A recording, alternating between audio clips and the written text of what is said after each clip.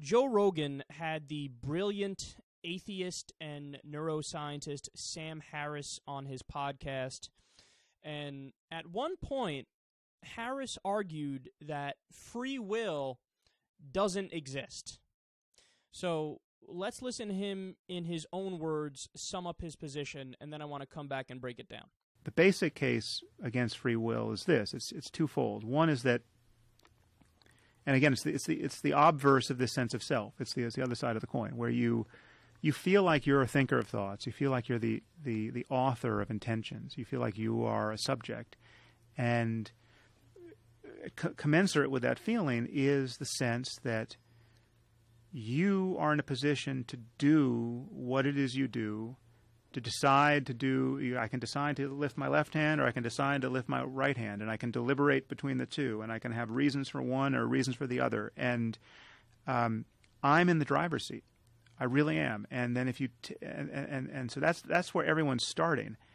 The problem with that is, objectively, we know that everything that you're consciously aware of, all your thoughts and your intentions and your impulses, and your impulses to resist those impulses. I mean, whatever's coming up for you, we know that's all preceded by events in your nervous system of which you're not aware and which you didn't create. And the state of your brain in this moment, it's in every sense, is the product of variables that you are not responsible for. You didn't pick your parents. You didn't pick your genes. You didn't sculpt your genes. You didn't pick the environment in which your genome was going to be expressed.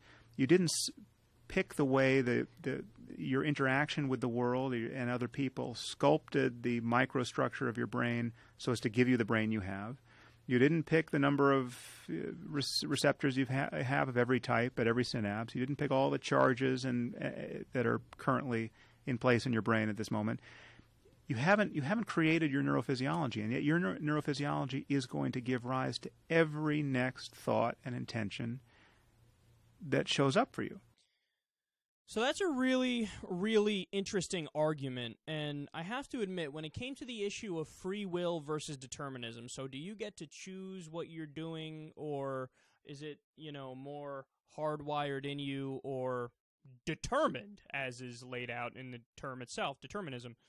I used to think that pretty much all rational people fell on the side of free will, and the only people who argued in favor of determinism were religious people, were people who would say, yeah, everything is determined in the sense that God has a plan for you, and he wrote it out, and you're going according to that plan, and you might think you have free will, but you don't because God already authored your life. So I used to think it was this clear, definitive thing where all the smart people were on one side and all the silly people were on the other side. But, of course, Sam Harris is one of the reasons why he's famous is that he's one of the new atheists, and he's vehemently anti-religion. He doesn't believe in God. In fact, I think his books really helped change my perspective on things and really helped me grow as a person and were really informative and interesting. Letter to a Christian Nation, End of Faith. If you haven't read them, I highly recommend reading them. Eye-opening books, fantastic arguments, and he's a really smart guy. And then as I grew and I started reading more about it, I came to realize that my gut position on how the debate was split up was totally wrong. That there are plenty of very smart people who actually believe in determinism, and it's not just this goofy idea that, like, God has, made a plan for you and you're following accordingly. And he basically gave us a high-minded argument in favor of determinism, and an argument that suggests that we don't have free will.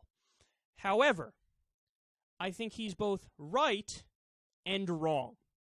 So what I mean by that is this. When we talk about free will versus determinism, we have this human need to make it an on or off thing, a black or white thing, a yes or no thing.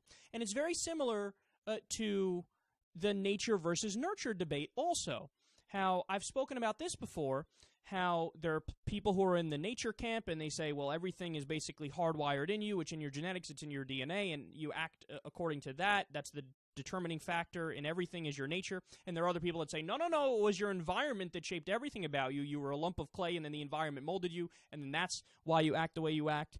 And I came along and said, you're both right, actually. For some things, it's pure nature. only nature goes into it. I like to think sexuality is one of those things, right, where it's like you can't really choose who you're attracted to. You're attracted to who you're attracted to. For other things, it's nurture, right? So I argue that, like, the amount of money you make, okay, like what your job is, that's more nurture. There's a lot of things in your environment, a lot of variables that led to you being in whatever job you're in and making the amount of money you're in terms of who you knew, what your skills are, what your how personable you are, what your social skills are, where you were born, where you're living now, all these other variables. So that would be more pure nurture. And then a lot of things, maybe most things, are a mix of both.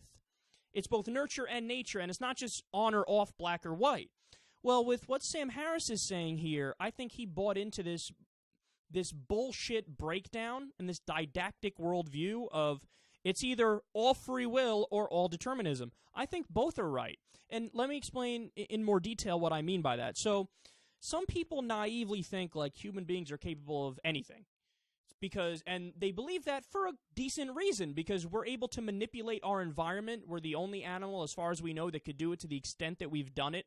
You know, we have science, we have technology. I mean, we created fucking machines that you can get in and fly across the world in a few hours going 800 miles an hour through the sky. Like, we've done so many amazing things that some can start to believe we can do anything, right? So, we can't. There are definite rules. There are definite rules and limits and predispositions. And all these things, we're functioning within a rigid guidelines as human beings. We have hardware or software. It's hardwired in our biology and our physiology. So if you look at it from that perspective and you acknowledge the reality, well, yeah, that's the aspect of us that is deterministic, okay? And we need to acknowledge that and accept that. But then also, within those rigid rules and guidelines that are set up, we do have free will. So, for example, what do I mean by that?